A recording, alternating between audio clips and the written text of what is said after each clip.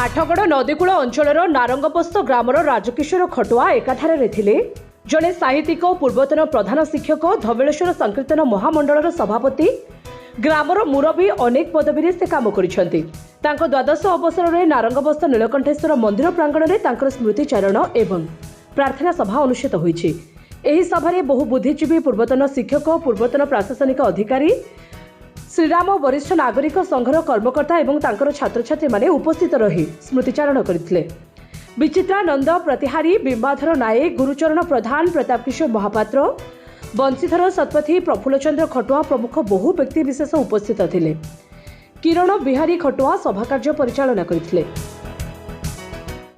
मोर गुरु एवं तांकरी पाई से वर्तमान सर्वभारतीय शिक्षक नेता मु मध्य तांकरी आदर्श अनुप्राणित होई सर्वभारतीय शिक्षक नेता होई परिछि एवं वर्तमान से एकाधारे थिले जड़े शिक्षक, जड़े सुसंगठक, सुविचारक, साहित्यिक, समाजसेवी, सुसंगठक एवं सर्वोपरि से जड़े दरदी मनीष, दरदी बंधु एवं समस्त प्रिय भाजन हो पारे। वियोग वर्तमान स्वर्गीय राजकिशोर खटुआ जो स्कूल शिक्षकता करुले गुरुजेटा नोडाल हाईस्कल मुझे सांगे दीर्घ 30-35 वर्ष चाकरी करी सी मोर तो सुहृद थिले बहुत आम दी भाई भली चलुलु।